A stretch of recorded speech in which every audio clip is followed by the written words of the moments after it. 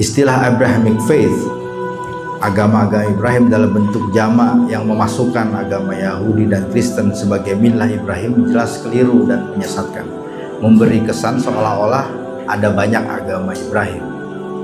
Konsep Abrahamic religion dimunculkan sebagai alternatif dari pluralisme agama. Jadi ya udah beberapa kali ganti ya, gonta-ganti istilah pluralisme agama, transcendent unity of religion, terus apa lagi ya. Ini yang intinya ingin melebur, ingin mencampurkan, memblender Islam, Kristen, Yahudi ke dalam satu kategori.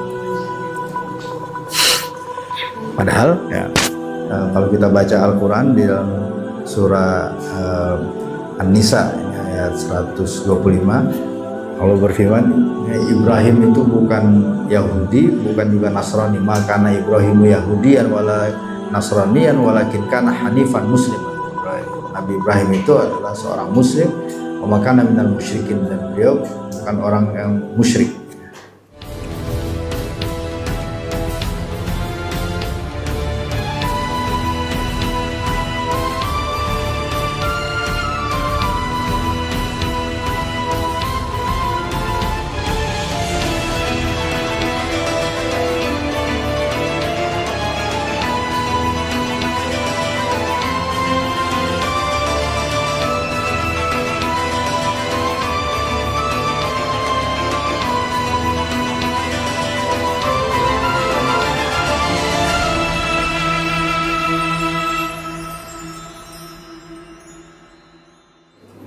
Assalamualaikum warahmatullahi wabarakatuh.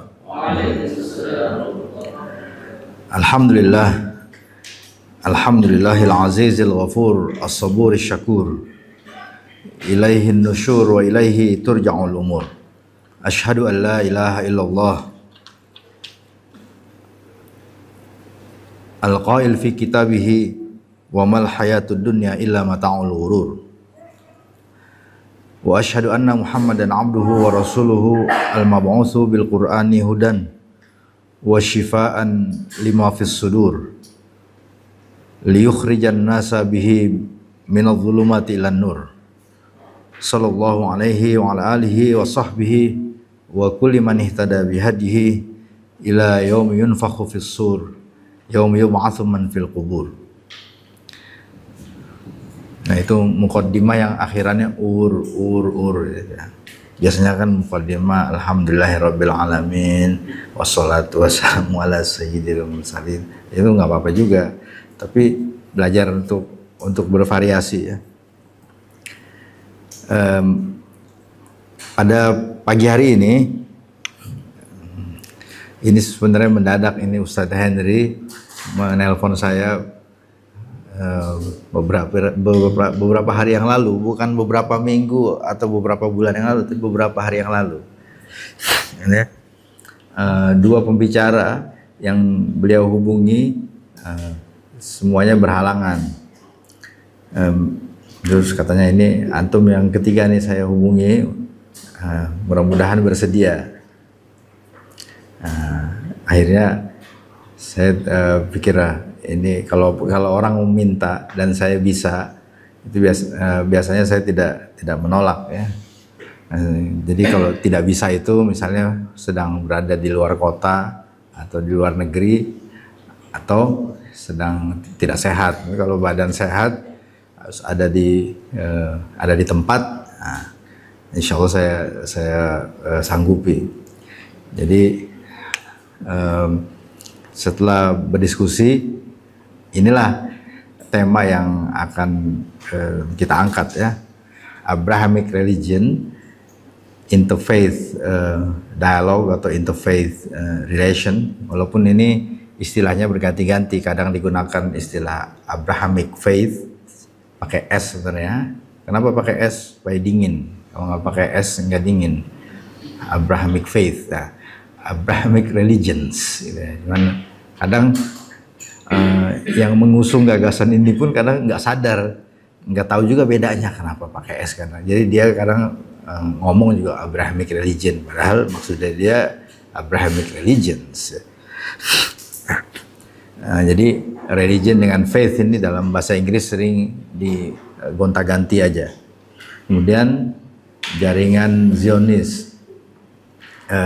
Untuk yang bagian ini saya tidak bisa bicara banyak karena saya tidak punya data. Jadi mungkin by implication aja ya. Secara implisit saja mungkin bisa disimpulkan adanya jaringan Zionis di balik gagasan atau konsep Abrahamic religion dan interfaith dialog ini. Ya, kita mulai dengan berita yang hangat ya. Saya nggak tahu kenapa berita baru itu disebut hangat. Karena ada juga yang menyebut berita aktual, berita hangat. Akhirnya teman saya itu yang dia nggak tahu kan, dia pikir berita aktual itu berita hangat. Jadi kalau kopi hangat itu kopi aktual, dia bilang gitu. Nah, ini berita aktual bulan Maret tahun 2024. Ya. Dari situs AJC ya, American Jewish Committee, AJC ya, American Jewish Committee. Di situsnya itu bisa diklik ya, https ya, kemudian //www.agc.org. News: respected Indonesian religious leader completes 6-week fellowship in interfaith dialogue. Profesor Nasaruddin Umar, saya hanya membacakan ini ya. Jadi ini bukan fitnah, tapi ini berita ini ya. The Grand Imam of Masjid Istiqlal, Indonesia's national mosque and the largest mosque in Southeast Asia, recently completed a 6-week intensive fellowship with American Jewish Committee, AJC, and the Jewish Theological Seminary, GTS. JTS.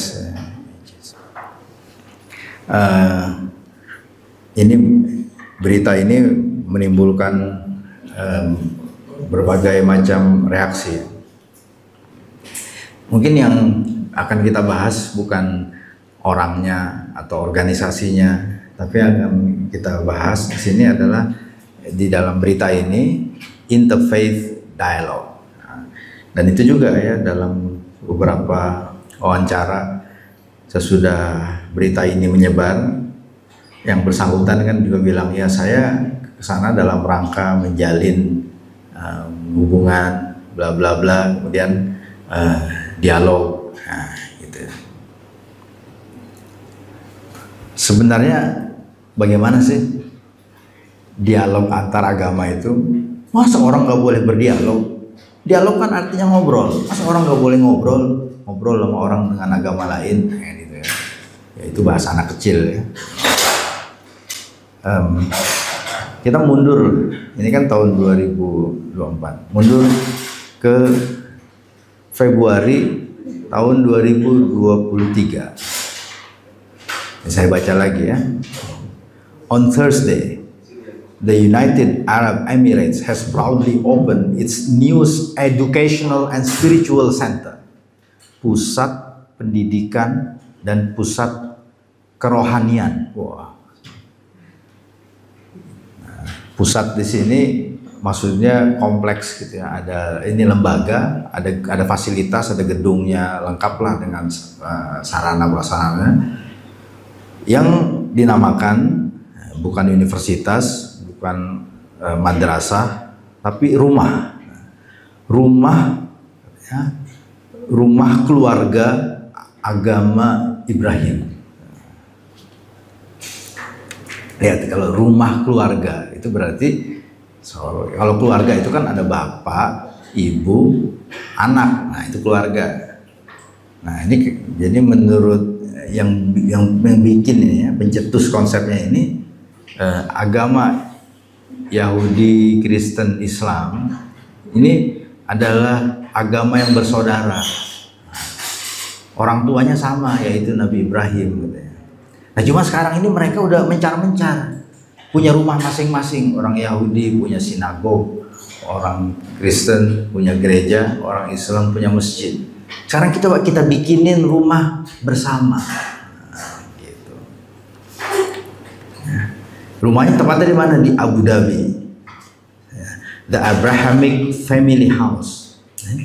Kalau pegang ini langsung cek aja di YouTube ya, Abrahamic Family House. Nah, ada wawancara dengan Syabir Ali itu bagus, di pengantarnya itu hostnya bilang pengantar sedikit kenapa dibangun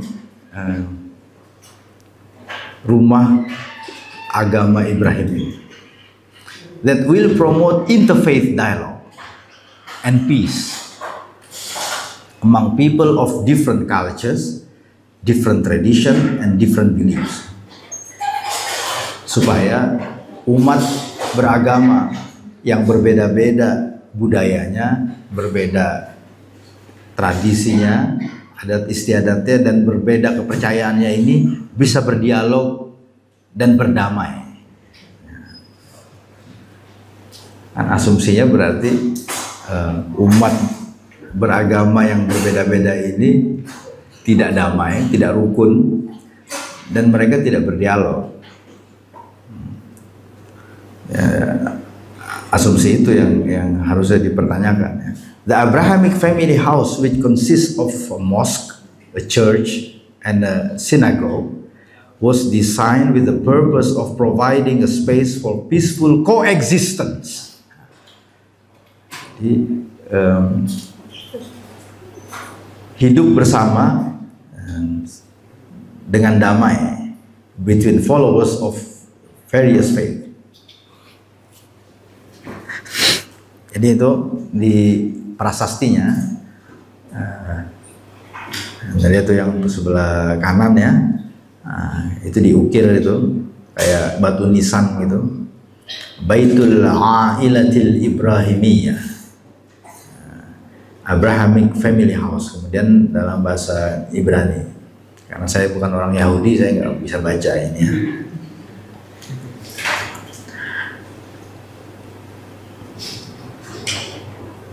Nah, itu tahun 2023. Apakah baru? Nah, ternyata coba Anda cari aja, mungkin masih dijual barangkali ini di internet ya, di toko-toko online. Ini buku yang asalnya satu dalam bahasa Inggris, satu lagi memang ya, kerjaan orang Indonesia ya. Coba lihat tuh, Abrahamic Faith, titik temu dan titik seteru antara Islam, Kristen, dan Yahudi. Kemudian ada buku juga, Demi Toleransi, Demi Pluralisme. Maka kita perlu menyatukan dan mempertemukan semua agama. Harus kita akui bahwa ya tidak semua orang Barat juga setuju dengan gagasan ini. Ini Mark Silk ini ya, dalam buku The Oxford Handbook of the Abrahamic Religions yang terbit tahun 2015, dia menulis artikel The Abrahamic Religions as a Modern Concept, bahwa ini ya, istilah agama Ibrahim, Abrahamic Religion ini adalah bid'ah. Konsep modern itu berarti konsep yang tidak ada zaman Nabi Isa, tidak ada zaman Nabi Musa, tidak ada zaman Rasulullah, tidak ada zaman Imam Ghazali, tidak ada zaman Pangeran Diponegoro, nggak ada. Jadi ini baru banget, ini modern, baru banget. Ya. Ini kata saya kutip ya. The modern concept of Abrahamic religions has roots in Christian theology. Akarnya itu adalah dari teologi Kristen. The academic study of the Near East, studi mengenai tradisi agama-agama di Timur Tengah, dan Islamic studies, tradisi orientalis. In the 19th century, Protestant theologians built on the idea of the Abrahamic covenant in developing the idea of a spiritual connection between Judaism, Christianity, and Islam. Katanya, karena ditemukan ada banyak kesamaan, ada banyak kemiripan, ada banyak intersection, maka ada spiritual connection antara tiga agama besar ini. Students of the Near East understood the three religious traditions as sharing a common genealogical bond.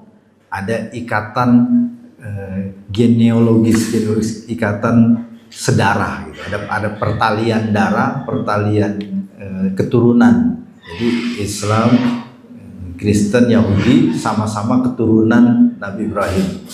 Kalau diumpamakan sebagai manusia, ya. The concept of the Abrahamic religion does not preclude the privileging of one religion over the others. Namun katanya konsep ini tidak menghilangkan adanya keistimewaan satu agama dibanding agama yang lain. Nah, di sini mulai ambivalensinya. It has provided both scholars and lay people with a useful way of exploring the common ground of the three faith. Tujuannya untuk menjelajahi apa saja sih kesamaan-kesamaan. Nah, ini yang sering dulu didengungkan ya oleh almarhum Pak Nurholis Majid ya. Common platform, Pancasila adalah common platform. Kemudian ini kita mencari common ground. Kata Pak Nurholis Majid, common ground itu katanya mungkin terjemahan bebas dari kalimatun sawa.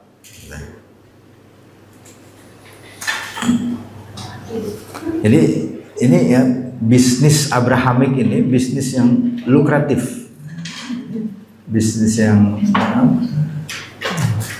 banyak tulusnya. Itu kalau mau nulis tentang Abrahamik itu banyak. Abrahamic faith. Ini buku-buku akademik nih, bukan buku-buku kacang goreng. Jadi kalau kayak di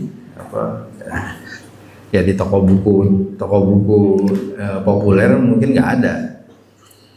Ini terbitan Oxford University Press.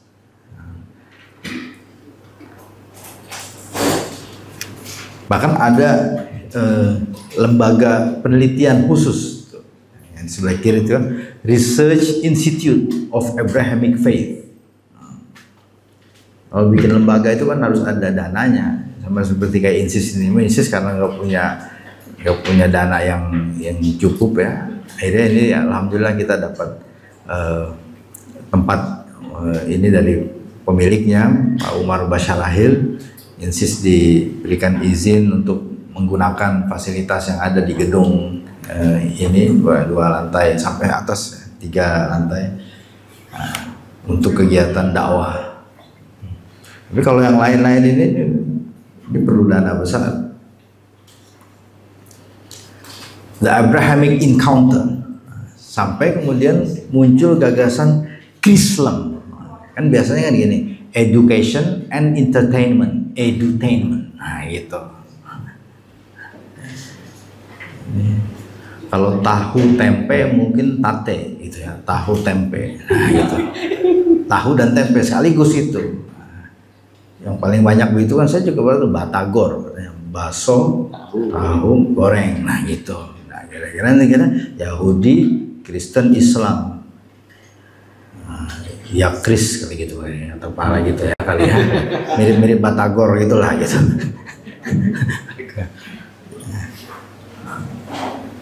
Dan ini memang tidak cukup hanya dakwah dari atas, ada yang manggil-manggil, menyeru, ayo.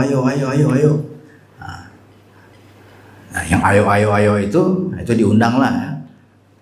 Ke mana-kemana itu dikasih tiket gratis, hotel.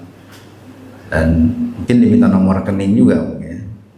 Nah, tapi harus ada juga inisiatif lokal, gitu ya. Local inisiatif. Harus ada mitra. harus ada yang mau diajak kerjasama, ikut bernyanyi ya, dalam nyanyian Abrahamic religions. 3 religions, one God. 3 agama, satu Tuhan. Jadi katanya kalau 3 agama satu Tuhan, agama kita beda-beda, tapi Tuhan kita sama. Terus kuliah ayyuhal kafirun la a'budu ma ta'budun itu mau ditaruh di mana? La a'budu ma ta'budun. Gua nggak nyembah yang lu sembah. Berarti Tuhan lu sama Tuhan gua beda. Gitu. Kata Sidul anak Betawi ya. The 3 so-called Abrahamic religions. Dulu nggak bisa ngomong bahasa Inggris dia. The 3 so-called Abrahamic religions. Tapi ada juga yang mengkritik begini ya. Kalau pakai so-called itu berarti yang katanya gitu ya, yang dinamakan. Berarti ini penulisnya tidak sepakat. Ada juga nih kita lihat yang di bawah itu subjudulnya Abrahamic religion towards a trans theological approach. Trans, kalau trans itu berarti lintas. Jadi pendekatan lintas teologis.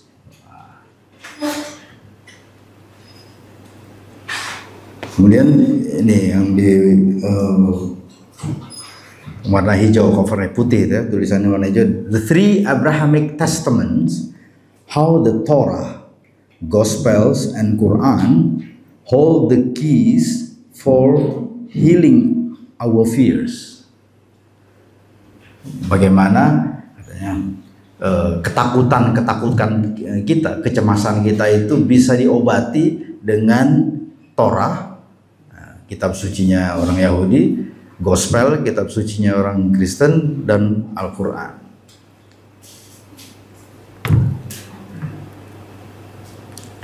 Nah, Profesor Aaron, saya ketemu di Birmingham tahun 2023 ya, Februari.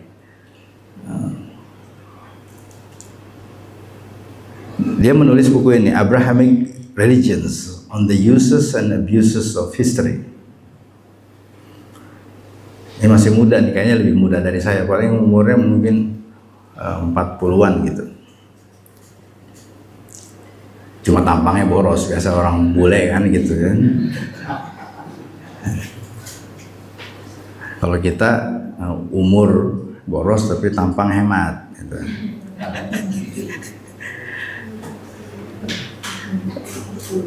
Ini saya petik dari pengantar ya. Dia bilang Abraham is perceived, oh ya, Aaron ini Yahudi ya.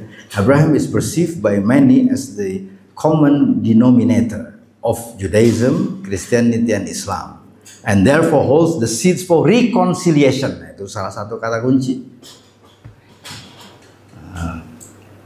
Katanya yang bisa mempertemukan 3 agama ini adalah figur sosok Nabi Ibrahim.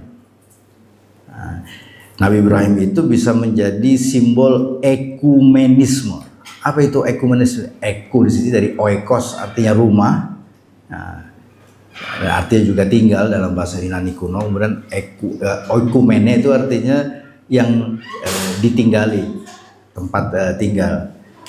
Kemudian itu istilah itu digunakan untuk menyatukan berbagai aliran kelompok sekte di dalam Kristen, ekumenisme itu. Jadi bagaimana supaya aliran-aliran yang berbeda-beda itu bisa bertemu di satu rumah, bisa rukun gitu. Nah, ini dipakai, jadi gagasan ini untuk bukan internal antar kelompok dalam satu agama, tapi antar umat beragama. Tapi Aaron ini kritis juga ya. Dia bilang, apa sih sebenarnya yang dimaksud dengan Abrahamic religions? Where does this vague and nebulous term derive? Ini istilah ini dia sebut vague, istilah yang abu-abu, istilah yang gak jelas gitu. Ini asalnya dari mana? Siapa yang membuat istilah ini? Untuk apa? Kemudian ini juga sebenarnya digunakan untuk tujuan apa? Nah, kemudian dan yang pertanyaan berikutnya, can the construction and use of such category as Abrahamic religions within the academic study of religion become more an impediment than an expedient to understanding? Jangan-jangan konsep istilah Abrahamic religion ini justru akan menjadi penghambat, bukan membantu, tapi malah menghambat studi agama. Kita mundur lagi tuh. Ini kalau Aaron juga masih hidup ya. Ini Profesor Ismail Raji Al-Faruqi menerbitkan buku ini. Jadi biasanya kan kita kenal istilah dialog. Dialog itu biasanya dua percakapan antara dua orang. Nah, ini trialog. Jadi katanya karena percakapan ini antara tiga pihak. Partisipannya ada tiga, yaitu orang Yahudi, Kristen, dan Islam. Istilah Abrahamic Faith mulai populer di dunia Islam sesudah IIIT International Institute of Islamic Thought menerbitkan buku Trialogue of the Abrahamic Faith. Bukunya sih terbit tahun 82. Sebenarnya isi buku ini adalah kumpulan makalah yang dipresentasikan oleh tokoh-tokoh dari berbagai agama di New York yang diselenggarakan pertemuan itu oleh American Academy of Religion pada tahun 79.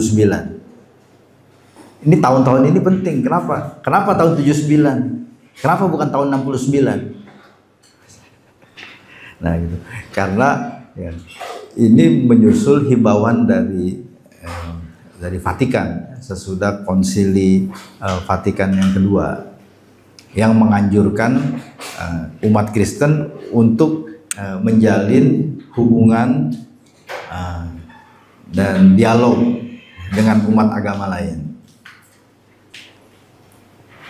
Nah, ini hasil pertemuan tokoh-tokoh di Vatikan yang disebut Second Vatican Council itu, pertama gagasan ekumenisme, yang kedua gagasan inklusivisme, yang ketiga gagasan interreligious dialog antar agama, dan yang keempat itu adalah gagasan Abrahamic religion.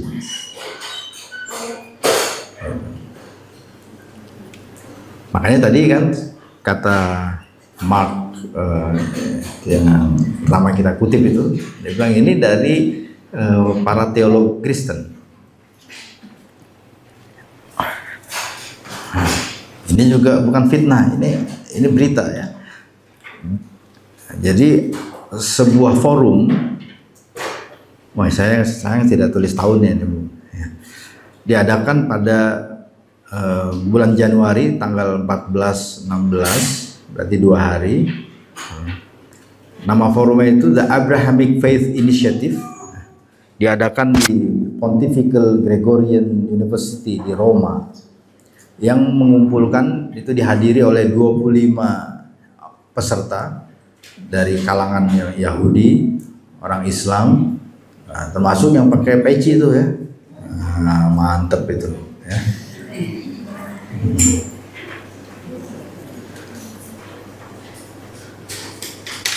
Forum itu untuk apa? Forum itu bukan untuk promosi budaya Indonesia, bukan, tapi untuk mendiskusikan cara-cara bagaimana supaya umat beragama yang berbeda-beda ini dapat bekerja sama untuk perdamaian, untuk kebebasan beragama. Kebebasan beragama itu termasuk pindah agama. Ya, jadi yang mau pindah agama itu kayak pindah restoran gitu lah. Mungkin bosen makan ketoprak, gitu. Mau makan bakso, bosen makan bakso, makan cilok gitu. Ya, itu kebebasan kuliner, ya. Culinary freedom. Nah, kalau ini religious freedom. and interreligious understanding, dan kesepahaman ya, antar umat beragama. Ya kita sama-sama paham gitu. Ya diselenggarakan oleh lembaga namanya MFNN, The Multi Faith Neighbors Network. Nah itu paus, ya. Bukan paus di laut. Kalau paus di laut itu ikan yang besar itu. Ini paus di Vatikan, ya, kepala gereja Katolik di Roma. Ini kita agak tidak kronologis, tapi maju mundur ya. Kalau disusun secara kronologis mungkin lebih menarik lagi ya. Di Harian Republika tahun 2007 edisi 8 November, Pak Azumardi menceritakan bahwa beliau baru saja menghadiri waktu itu ya, tahun 2007, undangan ke forum namanya Trilogue of Abrahamic Faith, KS ya, Faith Towards the Alliance of Civilization di Harvard. Nah di Republika itu beliau menceritakan, saya melihat, nah ini berarti pendapat beliau, Abrahamic Faith yang dalam Al-Quran disebut Millah Ibrahim. Catat baik-baik, ini beliau menulis pakai S ya, Abrahamic Faith pakai S. Terus kata beliau, Abrahamic Faith itu ada dalam Al-Quran. Gimana dalam Al-Quran? Itu Millah Ibrahim, Millata Ibrahim wa Hanifah. Itu mangkut-mangkut. Oh iya kayaknya saya pernah baca itu. Jadi Abrahamic Faith ada dalam Al-Quran. Semua yang ada dalam Al-Quran itu benar. Nah gitu. Jadi Abrahamic Faith benar menurut logika ya orang-orang ini gitu ya. Terus ditambahkan lagi, Abrahamic Faith ini memiliki banyak kesamaan dan afinitas. Apa itu afinitas? Afinitas itu aslinya pakai F2 ya, affinity. Affinity itu artinya kemiripan ya. Ya sama aja sih sebenarnya, cuma gaya aja kan. Nah, kita harus membuat distingsi antara tahu dengan tempe. Nah gitu. Ini penjual tahu dan tempe bingung apa tuh maksud distingsi antara tahu dan tempe. Ya lu bedain lah, tempe belah sini, tahu belah sini gitu. Membuat distingsi gitu. Saya juga bisa ngomong pakai sisi begitu ya, cuman ya itu belagu aja lah gitu. Lebih dari itu, ketiganya juga berbagi sejarah. Maksudnya berbagi di sini bukan bagi-bagi kue, bukan. Berbagi di sini maksudnya sharing. Berbagi sejarah, that they have a common history, maksudnya gitu ya, punya sejarah yang sama. Tentu saja masing-masing agama Nabi Ibrahim tersebut unik pada dirinya sendiri. Ini ambivalensi. Lagi pula para penganut ketiga agama itu ibarat kakak adik. Nah ini ya. Jadi Yahudi itu adalah kakaknya, nah, Kristen itu anak tengah, Islam itu bungsu. Jadi yang adik itu harus hormat sama kakaknya, ya. Ini namanya rhetorical argument ya, rhetorical argument. Kalau itu disebut argumen, itu jenisnya argumen retoris. Argumen retoris itu memanipulasi, mengeksploitasi perasaan lawan bicara untuk mengubah pikiran dan pendiriannya. Ini kita mempengaruhi orang supaya orang itu melakukan atau tidak melakukan sesuatu, setuju atau tidak setuju, dengan cara mengobok-obok perasaannya. Misalnya Anda ditawarkan, kita misalnya berdua ditawarkan kue, habis itu gimana supaya dia nggak mau makan? Sudah, apa itu tulisannya? Kenapa Ustaz? Ini bentuknya kayak, nah gitu. Padahal itu ya itu untuk mempengaruhi perasaan dia supaya dia merasa jijik, jadi tidak makan. Akhirnya buat saya semuanya gitu. Nah, sama juga argumen. Jadi ini appeal to feeling, to emotion. Argumen ini sebenarnya fallacious argument yang keliru ya. Tapi ini ibarat kakak adik. Jadi kalau kakak adik itu nggak boleh konflik, nggak boleh berantem. apalagi perang.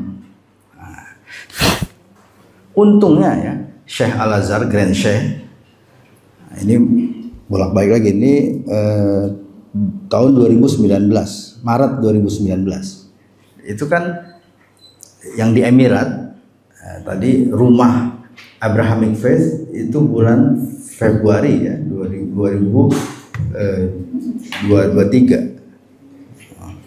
Ini bulan Maret 2003, berarti sebulan sesudah itu Al-Azhar merespon. Al-Azhar yarfudu ad-diyanatal Ibrahimiyah. Yarfudu artinya menolak. Wang. Al-Azhar tidak menerima agama Ibrahim. Maksudnya konsep tersebut, gagasan itu. Lebih lengkapnya di bawah ini paragraf pertama dari berita ini ya, di itu Arabi, kemudian apa itu, Boost Post, maksudnya Arabic Post, Arabi Boost, Arabic Post. A'lan al-Azhar al-Sharif as-Sabt al-Thamin Ashar min Maris. Azhar ini nama bulan orang-orang Arab ya. Rafdahul qati' li da'awat takwini kiyanin aqadiyyin yajma'ud diyanati samawiyata ats-tsalatsa al-yahudiyah wa nasrani wal islam fi dinin wahid. Al-Azhar dengan tegas menolak upaya teologis untuk menyatukan tiga agama itu menjadi satu agama tahta musamma ad-diyanatil Ibrahimiyah, yang akan disatukan dengan nama baru yaitu agama Ibrahim. Nah, kemudian ini Ustadz wa Rais Qismi Da'wah wa Thaqafatil Islamiyah bi Kulliyati Usuluddin wa Da'wah Jami'atil Azhar. Ini saya sarankan yang bisa bahasa Arab cari buku ini. Buku ini nggak terlalu tebal, tidak sampai 200 halaman, tapi bagus sekali isinya. Al-Ibrahimiyah, Abrahamisme gitu. Baina khida'il mustalahat wa khuturatit tawajjuhat. Artinya ini adalah istilah yang penuh dengan tipuan dan pikiran-pikiran orientasi yang berbahaya.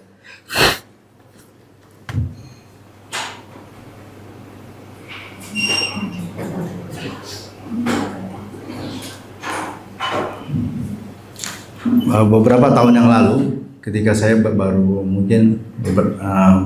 setahun atau 2 tahun tiba di Indonesia, sahabat saya di pesantren Albina dari Bekasi itu datang membawakan ini kitab ini, Da'watut Taqrib Bainal Adyan.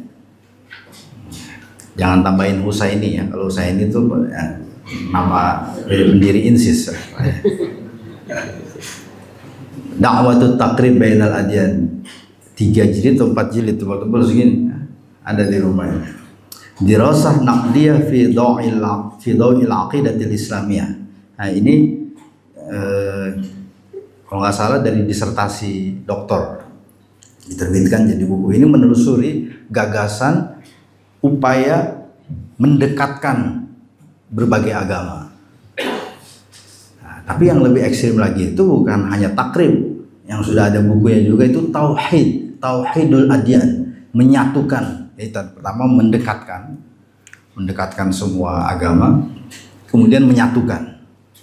Iyalah, sebelum disatukan dideketin dulu kan gitu.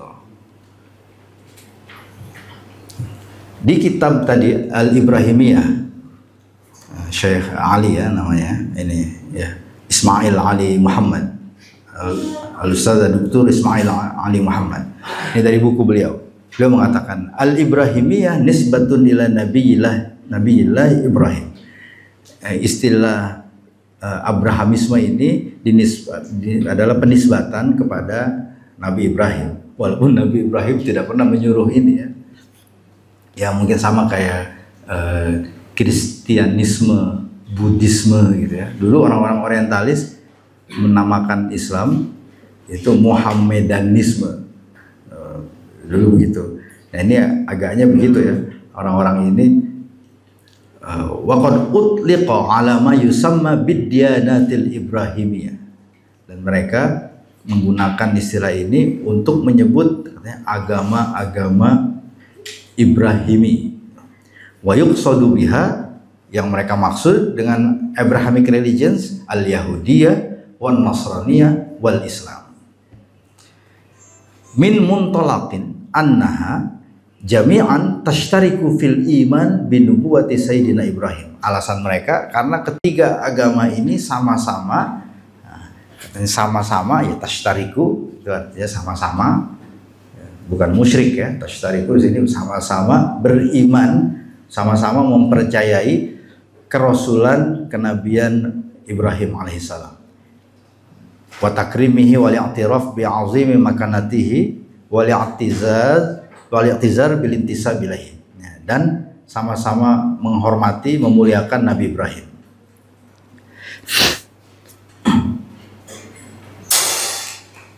Nah, tetapi ini saya langsung ke halaman bagian kritik, kata beliau, wa hina man nutali'u fid dirasati allati tanawalatil ibrahimiyah najidu annana amama surataini likullin minhuma mafhumuhu wa dalalatuhul khatir.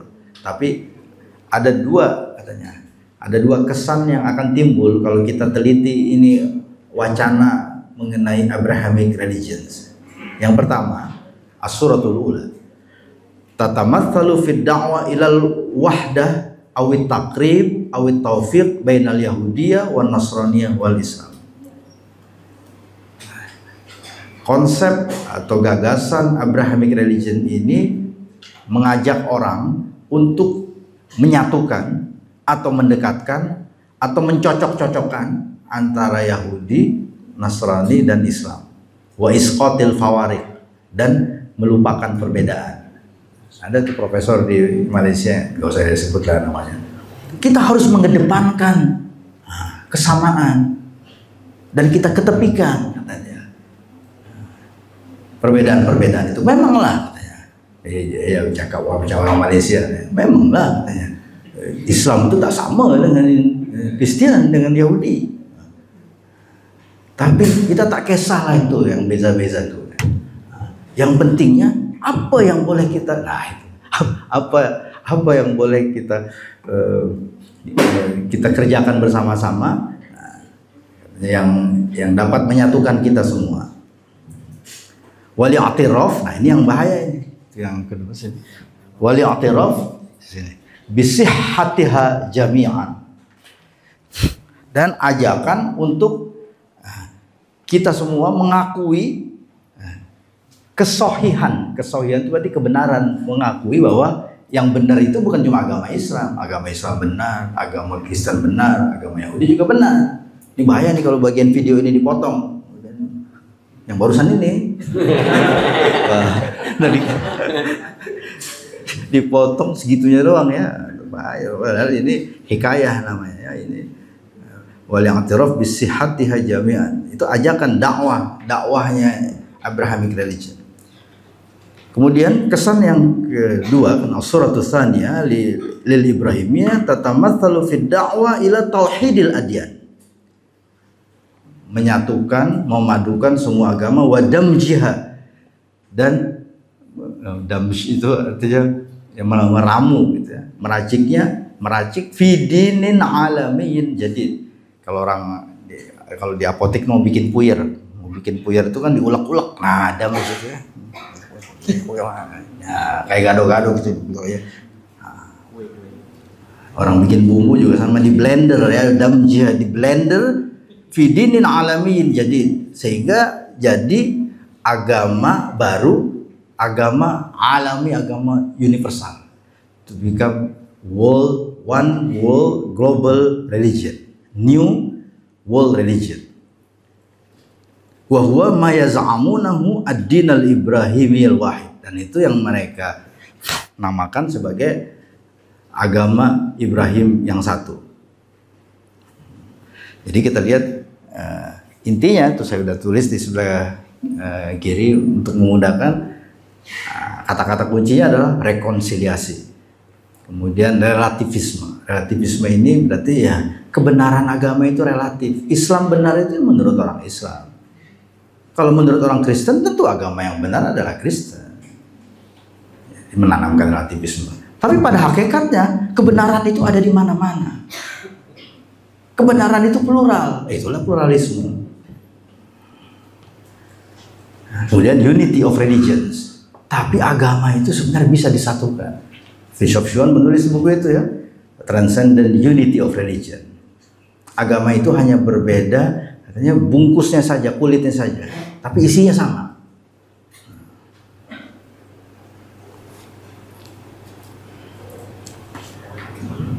Nah, sekarang kita coba lihat secara kritis.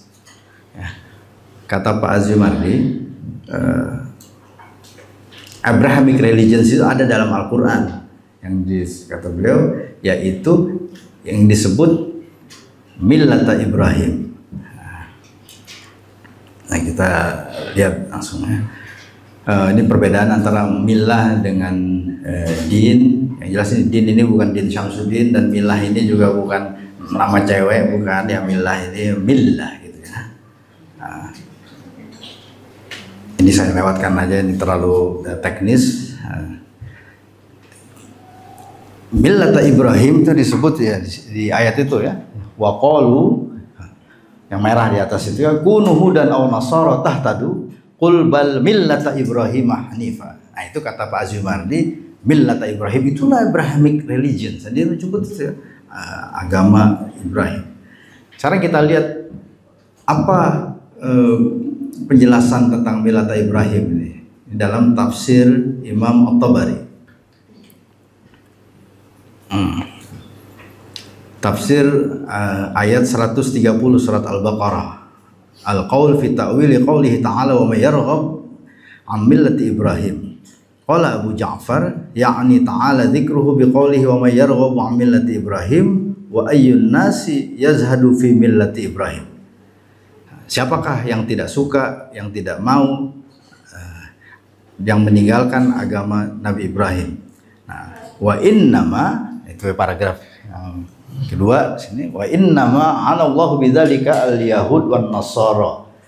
Nah, itu adalah sindiran kepada orang Yahudi dan Nasrani yang tidak mau, yang menolak millata Ibrahim. Jadi kalau menurut Imam Tabari, katanya ayat ini menunjukkan bahwa orang Yahudi dan Nasrani dikritik karena mereka tidak mau menerima millata Ibrahim.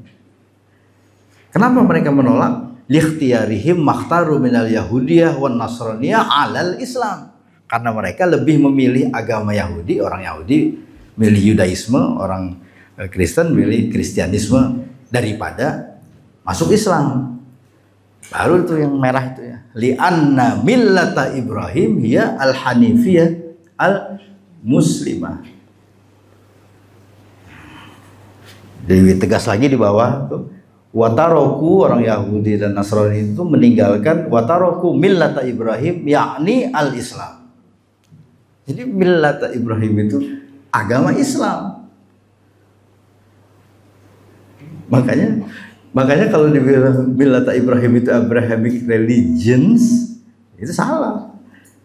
Religions, padahal sudah jelas-jelas ini religion ya. Jadi bukan plural bentuknya. Dan para ahli tafsir ya, seperti Imam Tabari menegaskan yang dimaksud dengan millata Ibrahim itu adalah agama Islam.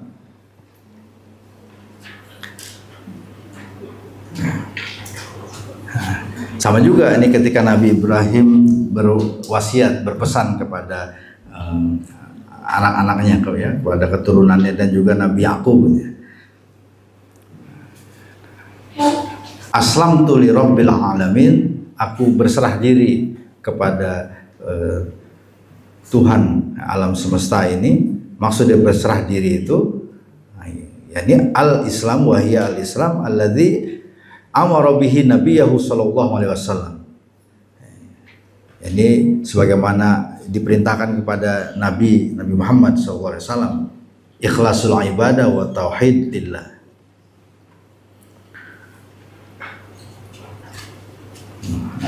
Nah, begitu juga karena disebut di beberapa tempat ya. Nah, ada hadis sahih riwayat Imam Muslim yang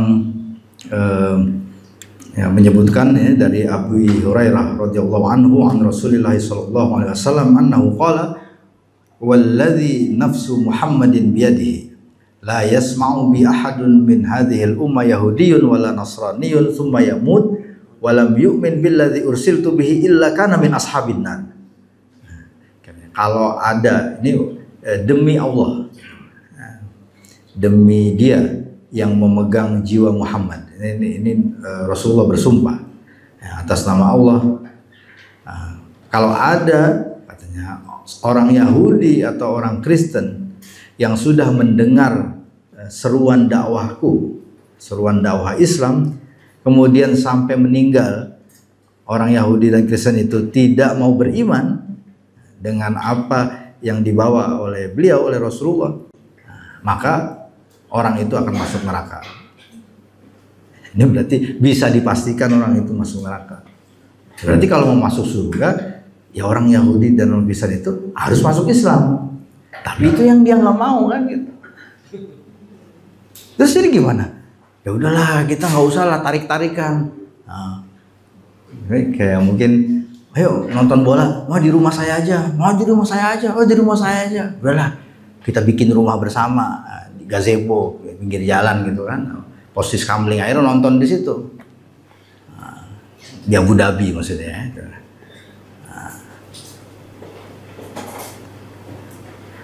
Imam An-Nawawi yang menulis kitab Al-Majmu' Syarhul Muhadzab Rawdatul Talibin Riyadhus Shalihin, beliau mengatakan amal hadis fa fihi naskhul milali kulliha bi risalatin nabiyina sallallahu alaihi wasallam. Beliau mensyarah Sahih Muslim. Jadi dalam syarahnya, dalam penjelasan beliau untuk hadis ini, beliau mengatakan hadis ini menunjukkan bahwa agama-agama selain Islam itu sudah dihapus. Maksudnya dihapus itu sudah tidak valid lagi. Ya mungkin seperti kayak uang gitu ya. Uang kalau misalnya sudah dinyatakan misalnya uang 100 rupiah yang dulu masih zaman saya SD itu uang kertas 100 rupiah merah warnanya, itu udah nggak laku gitu. Jadi jangankan kasih tukang parkir yang nggak mau, apalagi money changer gitu ya, udah nggak laku. Jadi itu ya uang juga tapi udah nggak laku. Kira-kira begitu ya maksudnya nasakh gitu. Agama-agama sesudah kedatangan Islam, maka agama-agama yang lain itu sudah tidak laku. Di dalam riwayat lain dari Umar bin Khattab ya, pernah pada suatu hari Rasulullah melihat beliau Umar bin Khattab memegang lembaran kitab Taurat, kitab sucinya orang Yahudi. Kemudian Rasulullah berkata, amutahawwikuna ya ibnal Khattab laqad ji'tukum biha bayda'a naqiyatan law kana Musa hayyan wattaba'tumuhu wa taraktumuni dhalaltum. Apakah engkau termasuk orang yang bingung wahai Ibnul Khattab? Sungguh aku ini sudah datang kepada kalian membawa ajaran yang putih, bersih, yang murni. Dan seandainya Nabi Musa katanya masih hidup, kemudian kalian berarti sahabat-sahabat Nabi ini ikut menjadi umat Nabi Musa katanya dan meninggalkan aku, kata Rasulullah, niscaya kalian akan tersesat. Maka di dalam riwayat lain ini dikutip oleh Ibnu Arabi berkali-kali, Ibnu Arabi yang katanya mempelopori pluralisme itu baru fitnah itu ya. Beliau mengatakan laukana Musa hayyan ma wasi'ahu illa ittiba'i. Seandainya Nabi Musa masih hidup pun niscaya Nabi Musa itu akan disuruh oleh Allah untuk menjadi pengikut Nabi Muhammad. Itu ya berarti sudah tidak memang sudah tidak valid lagi, apalagi jadi nabinya saja itu akan disuruh ikut masuk Islam, apalagi pengikutnya.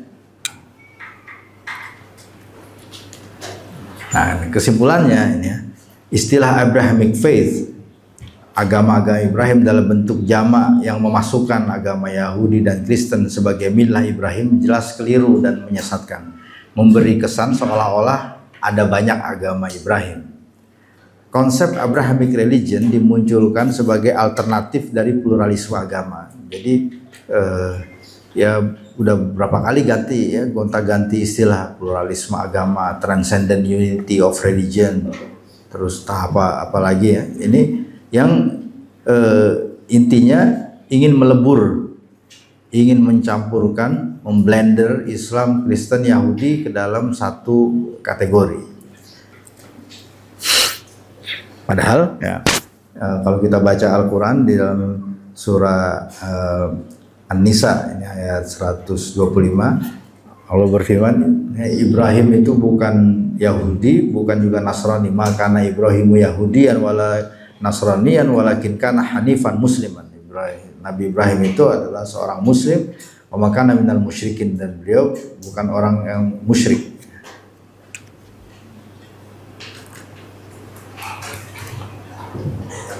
Ya, kemudian tentang pluralisme ya. Ada yang berargumen atau beralasan, berkelit mengatakan bahwa ya pluralisme itu kan sunatullah. Mungkin maksudnya dia pluralitas. Kalau pluralitas ya,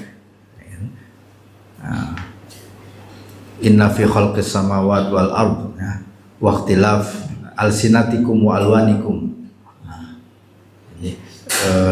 Wa min ayatihi khalqus samawati wal ard wa ikhtilafu alsinatikum wa alwanikum. Itu di surah Ar-Rum itu ya. Dan termasuk tanda-tanda kekuasaan Allah itu adalah penciptaan langit dan bumi dan perbedaan bahasa manusia ini. Manusia kita berbeda-beda bahasa dan perbedaan warna kulit manusia ini. Ya kayak pemain-pemain Prancis yang dari Afrika itu kan hitam legam gitu ya. Hitamnya ada kebiru-biruan gitu, ada kehijau-hijauan, sampai yang putih pucat gitu. Ya itu semua ciptaan Allah. Itu tanda-tanda kekuasaan Allah. Itu pluralitas. Tapi bukan pluralisme. Nah, kalau pluralisme ini mengatakan bahwa ya terutama pluralisme agama ya, mengatakan bahwa bukan hanya agama itu banyak, agama itu berbeda-beda, tapi agama yang berbeda-beda dan banyak itu sama-sama benar, sama-sama bagus, sama-sama sah, sama-sama bisa mengantarkan pemeluknya ke surga atau surga yang mana gitu. Nah ini jadi yang mungkin kita harus ingat baik-baik itu, kalau pluralitas itu fakta, itu alamiah, yaitu sunatullah, dan itu sekaligus tantangan dan bahkan kesempatan. Nah, gitu kan. Karena ada keragaman, ada perbedaan, itulah makanya dunia ini jadi asik. Tetapi kalau pluralisme itu bukan, pluralisme itu adalah ide, pluralisme itu adalah ideologi, itu gagasan, itu konsep. Nah, apakah orang Islam itu tidak boleh menganut pluralisme? Ya tidak boleh, karena firman Allah, ayat-ayat dalam Al-Quran itu dengan tegas menyatakan, ini diingat ya, di surat Ali Imran ayat 19, ayat 85, dan surat Al-Maidah ayat 3. Allah berfirman, Innad dina 'indallahi al-Islam. Kemudian di ayat berikutnya, wa man yabtaghi ghaira al-islami dinan falan yuqbala minhu wa huwa fil akhirati minal khasirin. Dari surat Al-Maidah ayat 3, al-yawma akmaltu lakum dinakum wa atmamtu alaikum ni'mati wa raditu lakum al-islama dina. Itu sengaja tuh saya lingkari itu yang alnya itu. Itu menunjukkan bahwa yang dimaksud adalah agama Islam yang dibawa, yang diajarkan yang dipraktekkan, yang dicontohkan oleh Nabi Muhammad SAW, diajarkan kepada para sahabat, dan para sahabat mempraktekkan, dan terus begitu sampai sekarang ini. Itu yang dimaksud al-Islam. Dan artinya ya, yang ayat 19 itu, bagi Allah, di sisi Allah, yang namanya agama itu adalah Islam. Berarti yang selain Islam sebagaimana diajarkan oleh Nabi Muhammad SAW, ya, itu bukan agama. Yang kalau bukan agama jadi apa ya, mungkin quasi religion or pseudo religion, gitu. Or whatever you want to call it.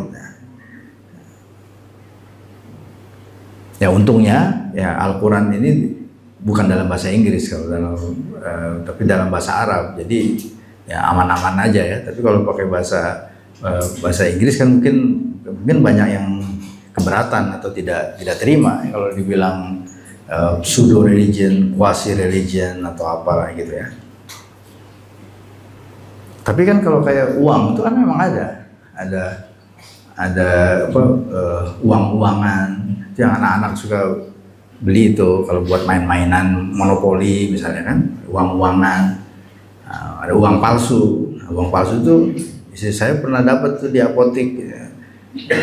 Jadi orang udah pergi baru dia, ini kok kertasnya kok kaku banget sih, ternyata 100.000 lagi. Waduh, belanjanya cuma Panadol sama apa gitu 5.000 ya. Uangnya uang palsu 100.000. Nah itu jadi yang palsu-palsu itu emang banyak beredar ya, bukan tidak ada ya. Kita ini mungkin tantangan kita memang begitu ya, dan masih banyak orang memproduksi itu akan ada ya. Sekarang ini tadi Abrahamic religion ini nih, agama baru. Kemudian ada lagi yang sebelum ini ya, Scientology, macam-macam lah itu. Alhamdulillah udah selesai. Nah, terus mungkin ada yang bertanya, nah Zionismenya mana Pak? Zionismenya? Nah, saya bilang tentang jaringan Zionis ini saya tidak punya data. Nah, makanya saya tidak mau bicara, tapi mungkin secara implisit bisa dilihatlah itu ya dari gambar-gambar yang tadi itu ya. Nah, gambar-gambar, nama-nama, nama lembaga, nama yayasan. Itu mungkin bisa disimpulkan sendiri lah ya. Nah, saya yakin ini para peserta acara ISIS ini orang-orang cerdas semua, kecuali yang enggak ya. Yang enggak mungkin belum datang ya, Oke, saya lagi terima kasih dan kita bisa lanjutkan dengan dialog ya. Kalau ada yang mau berkomentar atau mau bertanya ya silakan. Assalamualaikum warahmatullahi wabarakatuh. Waalaikumsalam warahmatullahi wabarakatuh. Tolong sebutkan namanya. Ya. Terima kasih. Assalamualaikum warahmatullahi wabarakatuh. Saya Faisal dari Depok. Ini ada pertanyaan. Sebenarnya batasan dialog antar umat beragama yang diperbolehkan itu seperti apa? Atau misalnya maksudnya sebenarnya yang boleh dan tidak boleh didiskusikan itu seperti apa? Karena sering ada dialog antar umat beragama untuk kedamaian gitu, dan juga Zakir Naik juga sering dalam videonya ada kajian persamaan antara Hindu dengan Islam, persamaan Hindu dengan Kristen, itu dia. Terima kasih. Assalamualaikum warahmatullahi wabarakatuh. Hukum fillah Hadi Nur Ramadan dari Dewan Dakwah Islam Indonesia. Terima kasih Ustaz Syamsuddin Arif, menarik ya. Yang pertama saya ingat dulu pesan bapak-bapak di Dewan Dakwah itu Profesor Rasidi. Pak Rasidi pernah cerita ke kader-kader Dewan Dakwah bagaimana dialog Abrahamic Faith ini dananya begitu besar. Dan Pak Rasidi sebagai salah seorang tokoh yang hadir di berbagai dialog terakhir di Jepang, beliau juga menghadiri berbagai agama. Tetapi kata Pak Rasidi, itu titik temunya adalah intelektual ilmiah, bukan proyek pluralisme. Walaupun kata Pak Rasidi proyek pluralisme ini begitu besar. Yang kedua, Pak Syam, ini menarik yang disampaikan oleh Pak Syam. Setidaknya saya mencatat ada 4 gerakan yang ada di Indonesia. Yang pertama, Abrahamic Faith dari segi pandang meditasi. Kita ingat dulu tahun 80-an dan sampai sekarang masih ada satu gerakan yang bernama Anand Ashram yang dipimpin oleh Anand Krishna. Pusat meditasinya Abrahamic Faith-nya di Ciawi, Bogor, sekarang masih ada. Terakhir digerebek oleh polisi karena melakukan keterlibatan seksual. Ada sekitar beberapa lembaga, ada beberapa sekitar orang yang kena dampak seksual dari Anand Krishna akibat dari meditasi melalui Abrahamic Faith. Dan sampai sekarang masih ada. Kurang lebih dia menulis sekitar 200 buku. Yang kedua, kita ingat dulu aliran sesat di Indonesia yang pertama mengkampanyekan Abrahamic Faith itu adalah Lia Aminuddin, Salamullah. Dulu di Jalan Mahoni, Jakarta Pusat, dipimpin oleh Lia Aminuddin. Dulu saya sempat mewawancarai malaikat Jibril yang bernama Abdurrahman. Dan Abdurrahman ini kemudian punya saudara dari Tasik mengaku sebagai Imam Mahdi. Sampai sekarang Imam Mahdinya belum ketemu. Dan itu lagi-lagi pengikutnya mengklaim kami ini adalah Abrahamic Faith. Dulu kami masuk ke komunitas Salamullah, investigasi dari Dewan Dakwah, sangat jijik sekali gitu ya. Sangat jijiknya apa? Semua makanan agama itu ada, Ustaz. Ada anjing, ada babi, ada bir dan sebagainya. Kata mereka Abrahamic Faith ini kita sudah ada di surga. Jadi apa yang diharamkan di dunia itu sudah dihalalkan di surga. Ya, dan 2005 di penjara. Saya menarik dulu sama almarhum Pak Amin Jamaluddin. Jadi ketika Lia Aminuddin yang mengembangkan Abrahamic Faith dengan aliran Lia Aminuddin ini, Salamullah, di penjara. Lalu kemudian Nabi palsu, kita ingat dulu Ahmad Mossadegh tahun 2005. Ini kan dulu Ahmad Mossadegh ini adalah NII. Nanti kita akan kaji bagaimana AS Panji Gumilang, NII yang katakanlah gerakan Islam yang radikal, tiba-tiba di Al Zaitun itu mengembangkan Abrahamic Faith. Tahun 2005, Lia Aminuddin itu tahun 2005 mendirikan organisasi namanya Al-Qiyadah Al-Islamiyah. Tahun 2007 ditangkap, lalu setelah itu dipenjara, lalu kemudian mendirikan setelah dipenjara komunitas Komar. Komar ini komunitas Mila Abraham, yang salah satunya mengembangkan ajaran Abrahamic Faith itu sholat Jumatnya hari Sabtu. Dan saya pernah sholat Jumatnya hari Sabtu. Tapi karena bukan saya mengembangkan Abrahamic Faith, karena saya sebagai investigator di Dewan Dakwah. Ya. Jadi ketika itu saya ragu-ragu jangan-jangan aktivis Islam yang sholatnya Sabtu, Abrahamic Faith juga Sat. Jadi sholat Jumatnya Sabtu. Dan di Depok ini luar biasa banyak sekali juga. Lalu ditangkap, lalu kemudian mendirikan Gafatar, Gerakan Fajar Nusantara. Ya. Dan itu pecahan dari NII. Saya dulu pernah wawancara Ahmad Mossadegh di tempat pertapaannya di Gunung Sindur, di Gua Hiro-nya. Ya, dan saya masuk. Apa yang terjadi saat dia mengembangkan padepokan Abrahamic Faith itu dengan berbagai miniatur berbagai agama. Di situ ada patung Buddha, patung Yahudi, patung Kristen, ya, patung Yesus dan sebagainya. Kacau lah. Lalu kemudian ditangkap dan mengembangkan semua agama sama. Lalu kemudian AS Panji Gumilang, ini menarik. NII KW 11, ya, Komandemen Wilayah 11 AS Panji Gumilang. Kita tahu setelah ada Jailani kemudian membekukan NII, kemudian dimasuki oleh Ali Murtopo gitu ya. Dan ini kan organisasi yang katakanlah radikal, militan gitu ya. Tapi kemudian tahun 2005 ya, sampai kemudian digerebek tahun 2002 ya, 2022 mohon maaf. Ya, AS Panji Gumilang itu mengembangkan yang namanya Abrahamic Faith. Saya pernah wawancara orang yang ada di dalam Al Zaitun, ya, sebelum Al Zaitun rame, setelah tokoh eksponen NII datang ke Singapura mengikuti seminar tentang keberagaman agama, disitulah kemudian AS Panji Gumilang ya mempromosikan Abrahamic Fest-nya ini di Al Zaitun. Mungkin tadi kalau pandangan Ustadz Syam dananya besar, mungkin itu juga. Lalu yang terakhir, kita ingat dan sampai sekarang masih ada. Saya ingat dulu terakhir 2 tahun yang lalu almarhum Babe Ridwan Saidi, seorang pengkaji Zionisme di Indonesia sebelum meninggal. Kita diskusi sama beliau tentang gerakan Rotary Club dan Lions Club. Bagaimana gerakan Rotary Club dan Lions Club yang saat ini ya.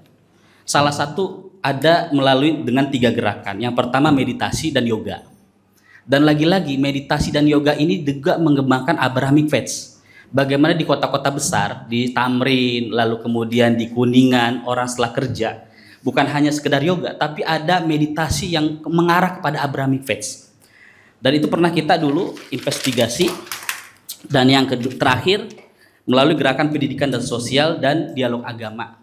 Nah, terakhir saya menginvestigasi ya gerakan Rotary Club dan Lions Club ini yang kita data anggotanya sekitar ada 13.000 dan rata-rata mereka adalah para birokrat, para profesional. Atau jangan-jangan Ustadz yang selama ini membuka hubungan diplomatik ya dengan Israel dengan katakan lewat jalur Singapura ya. Jangan-jangan ini adalah mereka yang punya member ya, anggota dari Lions Club dan Rotary Club ya. Dan sebagaimana pidato Bung Karno tahun 60-an membekukan organisasi Rotary Club dan Lions Club karena tidak menjiwai kepribadian Indonesia. Dan lagi-lagi Bung Karno juga salah satu presiden yang saya kira menolak konsep Abrahamic Faith. Bagaimana Bung Karno itu kemudian mengkritisi ajaran Zionisme, lalu kemudian dalam pidato-pidatonya di hari besar Islam termasuk di hari kebangsaan, Bung Karno sangat menolak yang namanya imperialisme dan kolonialisme, yang itu merupakan kalau kata bahasa Ruslan Abdul Ghani, Zionisme adalah akar biang dari kolonialisme yang ada di Indonesia. Makasih Ustadz, ini menarik yang saya kira mungkin nggak ada Zionisme hari ini karena diskusinya akan terus menarik. Jilid kedua mungkin Ustadz. Makasih Ustadz. Assalamualaikum warahmatullahi wabarakatuh. Waalaikumsalam warahmatullahi wabarakatuh.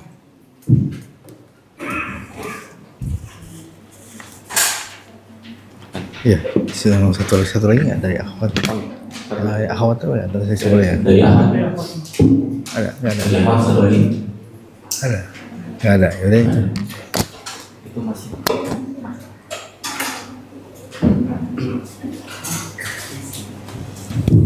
Bismillahirrahmanirrahim. Assalamualaikum warahmatullahi wabarakatuh. Saya bukan foto peserta.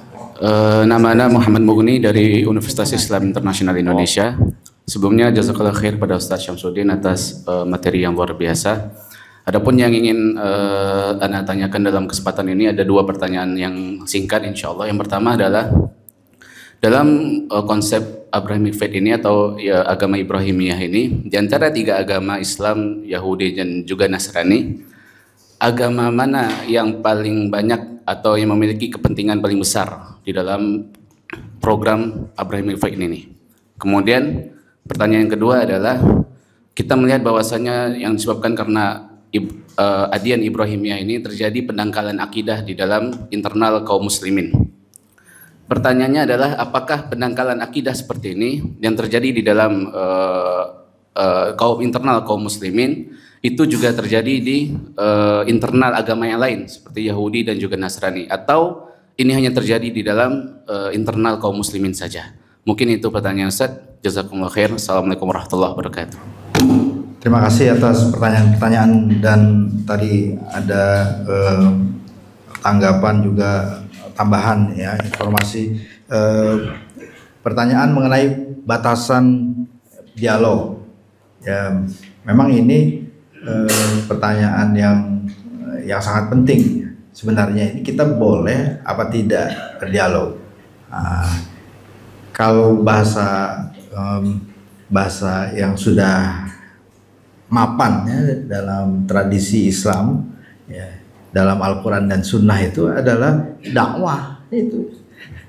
Jadi kayak yang didirikan oleh Pak Nasir itu lembaga Dewan Dakwah Islamiyah Indonesia, jangan diganti Dewan Dialog Islam Indonesia, jangan ya, itu walaupun sama-sama dakwah yang ada. Jadi waman ahsanu qaulan mimman da'a ilallah wa amila sholihan wa qala innani minal muslimin. Jadi kalau kita mau ngajak orang, posisi kita harus jelas, innani minal muslimin. Kita harus tahu, dan kita tahu agama kita. Saya ini orang Islam. I know Islam. I am a Muslim. I know Islam. I'm proud of my religion.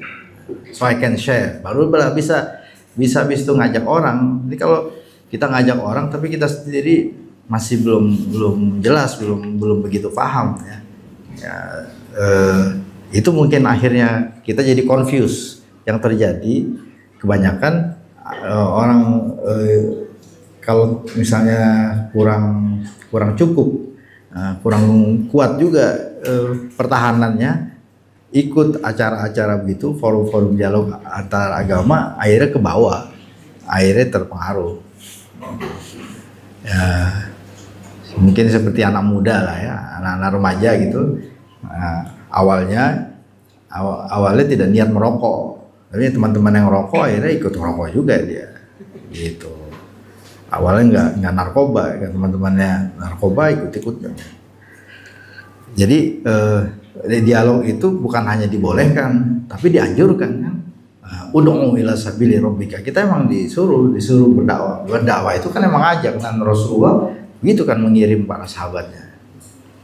Dan kita ini semua alhamdulillah di Asia Tenggara ini, di Indonesia ini, kita bisa menjadi orang Islam itu berkat usaha dakwah para ulama mubalik yang sudah datang ya dari tanah Arab ke sini. Ya, mereka tentu datang tidak langsung karena belum ada pesawat kan, tahun 1200-an, 1300-an belum ada pesawat. Mereka naik kapal lautnya ikut angin karena belum ada motor. Jadi ikut angin itu kayak ada film, ada flyer Australia itu anak remaja dikelilingi dunia. Apa judul film itu saya lupa, itu anak saya ngajak saya nonton itu ya. Pakai memang mengandalkan layar.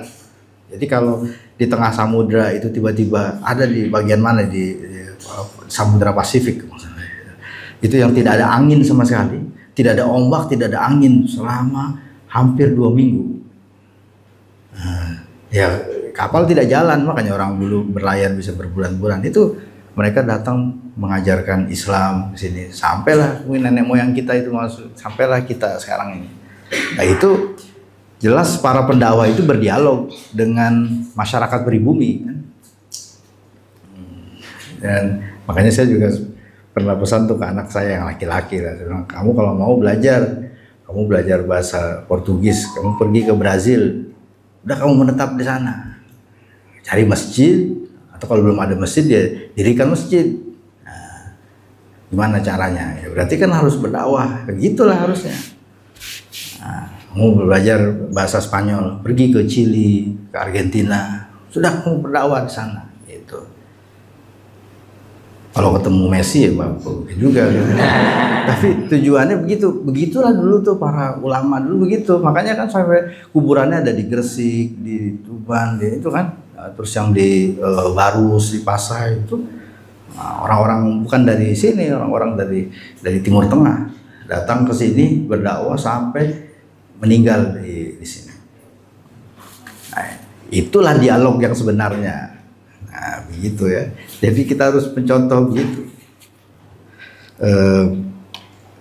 Nah, kalau sekarang ya Pak Zakir Naik gitu, itu bukan hanya dialog tapi debat beliau.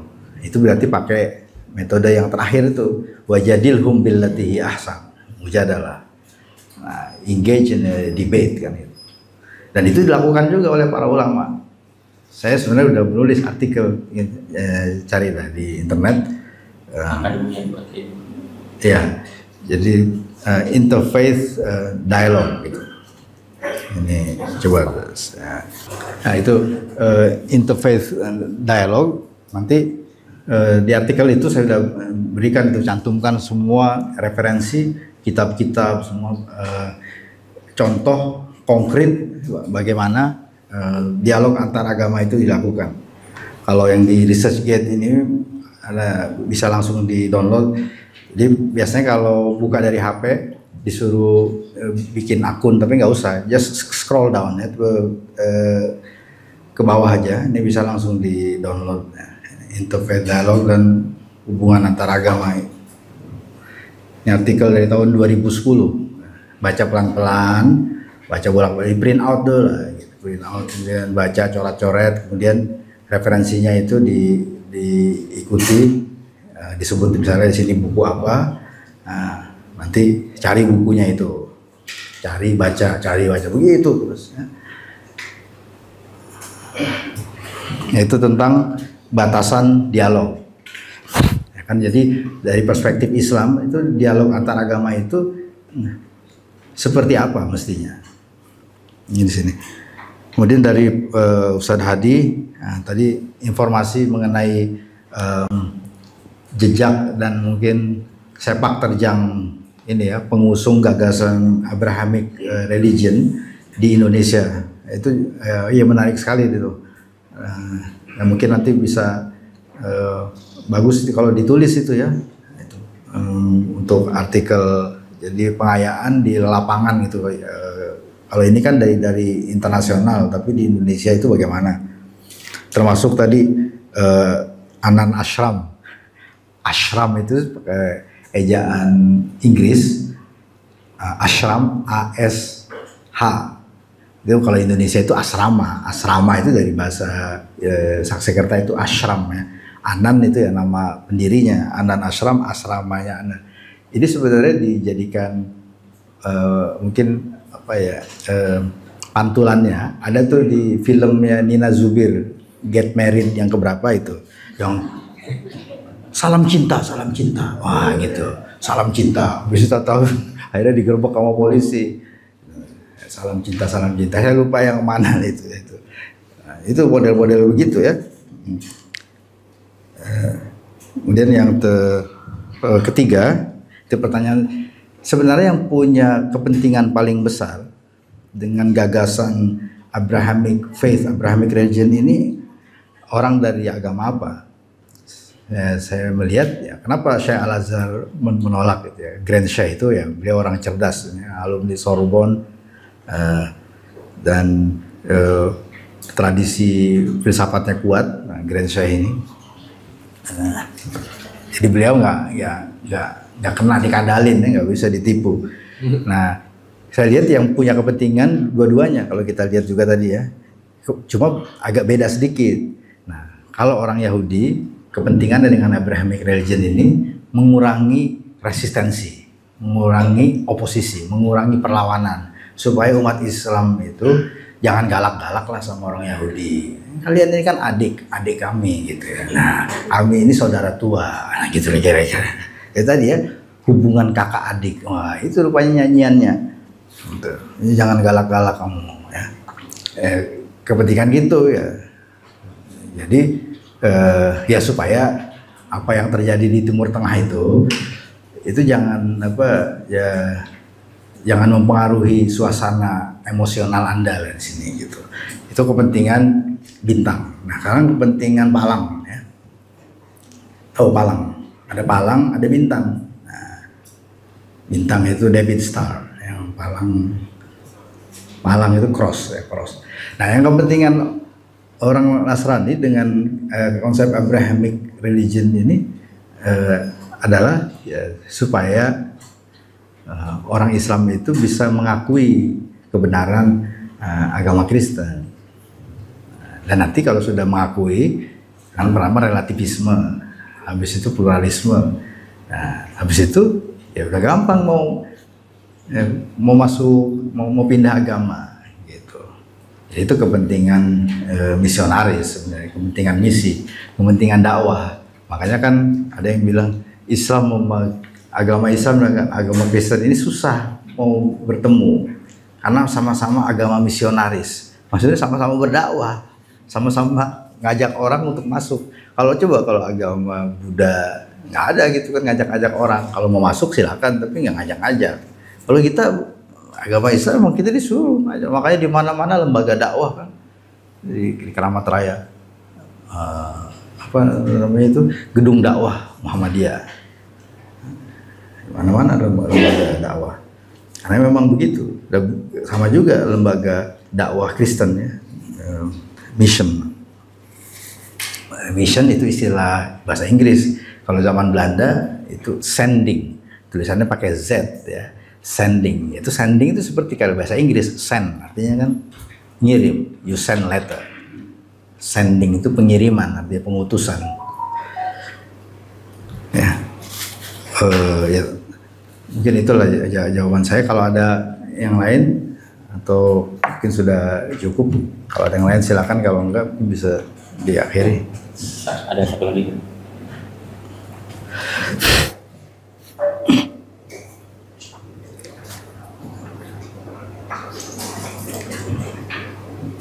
Ya, terima kasih atas kesempatannya. Ustaz Sam, saya Hisham dari Wikimedia Indonesia. Saya ingin bertanya tadi tentang di awal slide, di awal pemaparan tadi ada yang menarik bahwasanya Abrahamic faith ini istilah modern. Nah, saya ingin bertanya ketika zaman utamanya ketika zaman era-era awal Islam dan sudah mulai intens sekali dengan kebudayaan peradaban Kristen dan Yahudi. Saya mengambil satu periode Umar, ketika Umar masuk ke Yerusalem. Di situ dia saya dan melihat ada interaksi di sini ketika orang-orang di Abu Dhabi itu ingin membuat rumah tiga agama itu, dan ketika Umar masuk ke Yerusalem dia melihat tiga Islam yang sudah hadir di situ sebagai Isra Mi'raj, dan juga ada kondisi Bukir di situ, dan juga ada, dan ketika itu tidak ada orang Yahudi, tapi Umar dikatakan mengajak orang Yahudi kembali ke Yerusalem. Di situ ada iterasi kembali ingin membangun suatu entah itu kerukunan atau ada keseimbangan yang hadir di situ. Jadi apakah ada upaya seperti itu dari Islam, ataukah memang kita memang seharusnya melihat kepada yang menggunakan istilah Azumali tadi, melihat kakak kedua kakak tertua ini sebagai memang dengan penuh kecurigaan. Karena saya sendiri melihat di jagat dunia maya saat ini, kita sering bersekutu dengan orang Yahudi untuk menghadapi orang Kristen, karena kitabnya orang Kristen itu ngemplang punyanya orang Yahudi perjanjian lama. Sedangkan kita juga bersekongkol ada dengan orang Kristen untuk menghadapi Zionisme. Seperti itu saja. Kita yang ingin ngemplang tanah punya orang tua kita juga di Yerusalem itu. Jadi ini dan ini sepertinya sangat menguras pikiran orang Muslim yang modern saat ini, yang ada di zaman sekarang ini. Menurut seharusnya bagaimana? Terima kasih. Ya, seharusnya sikap kita itu realistis dan adil. Nah, itu yang pertama ya adil lah ya. Innallaha ya'muru bil adli wal ihsan. Saya kalau ditanya, kalau kita ingin bicara tentang berbagai kelompok yang berbeda, ya termasuk ini ya masalah hubungan antara agama, ya kita harus adil. Adil itu membenarkan yang benar dan menyalahkan yang salah. Nah, maka kalau kita membenarkan yang salah dan menyalahkan yang benar, nah itu kita nggak adil. Nah, yang pertama kita harus adil. Maksudnya membenarkan yang salah itu, yang sudah jelas batil, tapi dipoles-moles gimana supaya kelihatan hak. Nah gitu, itu nggak adil namanya. Atau sebaliknya yang sudah jelas-jelas hak, tapi dikorek-korek supaya jadi kelihatan batil. Itu juga tidak adil. Jadi kita harus adil bil adil. Kemudian ihsan. Nah, ihsan itu baru dalam muamalah. Contohnya ihsan itu kan birrul walidain. Makanya Sayyidatina Asma itu kan bertanya kepada Rasulullah. Karena itu kalau ibu saya belum masuk Islam, terus apakah saya boleh mengunjungi beliau? Apakah saya masih boleh berhubungan gitu? Padahal kan beda-beda agama. Dia udah Islam, ibunya belum. Kata Nabi, ya kamu harus tetap menjalin hubungan baik. Itu ihsan. Ihsan itu begitu. ihsan itu tidak hanya berbuat baik kepada orang yang baik pada kita, tapi kita berbuat baik lebih daripada kebaikan orang pada kita, dan bahkan orang yang tidak berbuat baik pun kita perlakukan dengan baik. Itu kan namanya ihsan. Nah, jadi ihsan itu is always doing more than what you should. Nah, itu ihsan bil adli wal ihsan.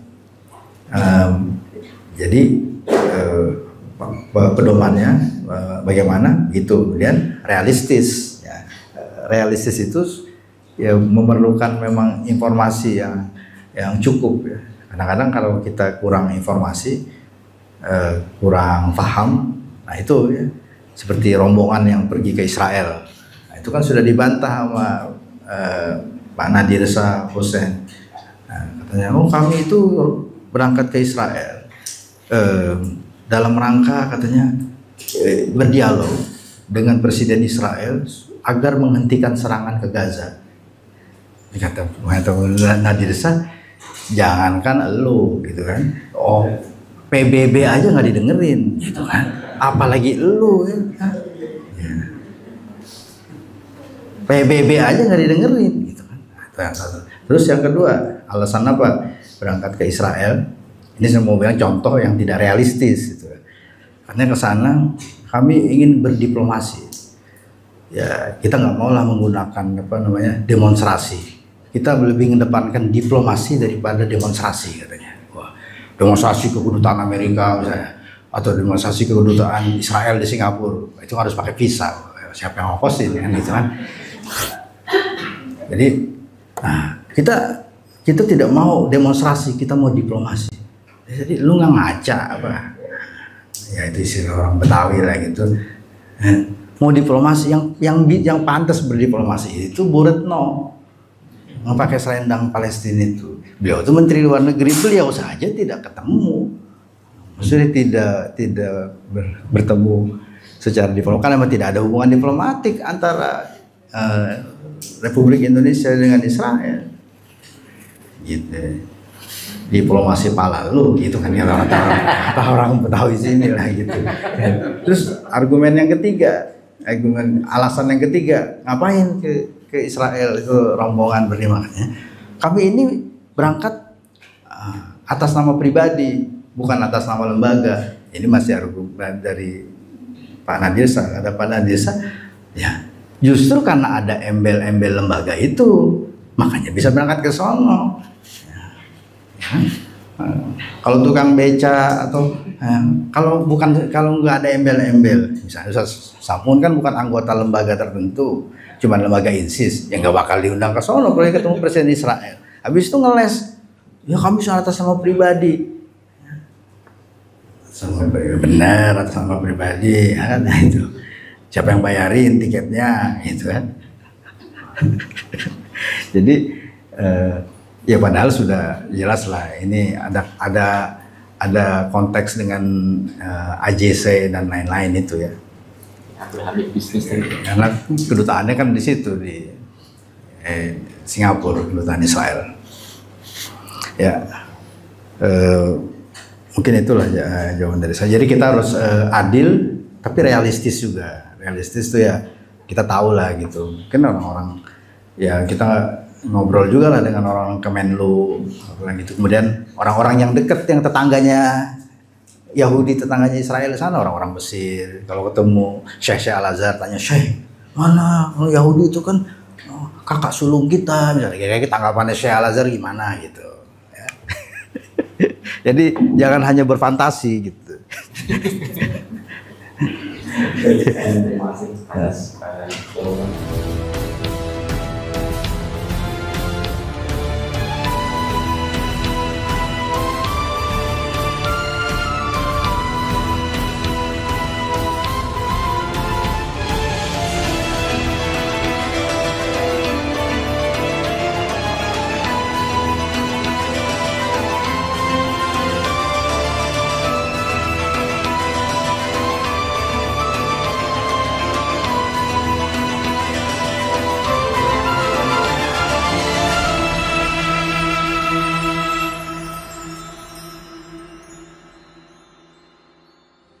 Assalamualaikum warahmatullahi wabarakatuh. Tahniah barakallahu fikum untuk guru kita semua, Kiai Haji Fahmi Salim LCMA. Masya Allah tabarakallah, launching 2 buku Al-Mukarram, buku Wahai Anakku dan Runtuhkan Zionis. Dan selamat tahniah juga untuk peresmian gedung Al-Fahmu Institute Pusat Dakwah Al-Quran pada 26 Sya'ban hari Kamis 1445 Hijrah bertepatan dengan 7 Maret 2024. Saya, adik kelas Ustadz Fahmi Salim di Mesir, merasa ikut bahagia, ikut senang. Sekali lagi tahniah, ajmal at-tahani, ungkapan selamat yang terindah untuk Kiai Haji Fahmi Salim LCMA. Barakallahu fikum. Wassalamualaikum warahmatullahi wabarakatuh.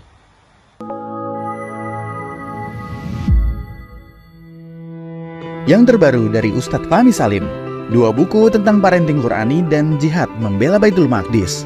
Buku Wahai Anakku, Benahi Adabmu, Bersihkan Hatimu, buku yang siap membuka cakrawala pikiran dan batin sahabat. Buku Wahai Anakku, Benahi Adabmu, Bersihkan Hatimu disusun dengan mengambil inspirasi dari buah pena Imam Al-Ghazali, Ayyuhal Walad. Buku ini diformat dengan dialog orang tua pada anaknya. Meski begitu, dialog ini bisa dibaca secara umum bagi para calon orang tua untuk anak-anaknya kelak. Bentuk dialog kami dapati banyak dipakai dalam kisah-kisah di Al-Quran ketika menerangkan soal pengasuhan. Misalnya antara Nabi Ibrahim dan Nabi Ismail atau Luqman dan putranya. Hadirnya buku ini semoga menjadi penambah keilmuan kita agar tidak salah dalam membentuk generasi penerus yang menjadi pewaris amal jariah kita. Meninggalkan mereka, anak-anak kita sebagai investasi amal soleh yang akan terus mengalir kepada kita. Dapatkan buku Wahai Anakku, Benahi Adabmu, Bersihkan Hatimu segera.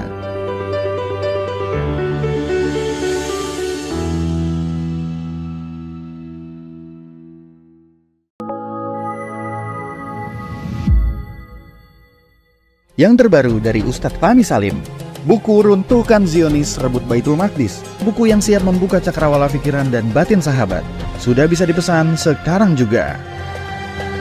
Hasil yang dicapai para mujahidin dalam pertempuran Badai Al-Aqsa 7 Oktober 2023 memiliki arti penting ataupun nilai strategis, bukan hanya dalam pembuktian bahwa kekuatan Israel bisa dikalahkan bahkan oleh pihak yang memiliki persenjataan jauh di bawahnya, melainkan juga dalam menyadarkan dunia Islam, terutama para pemimpinnya yang memilih menjadi penonton ketimbang membantu sesama saudaranya.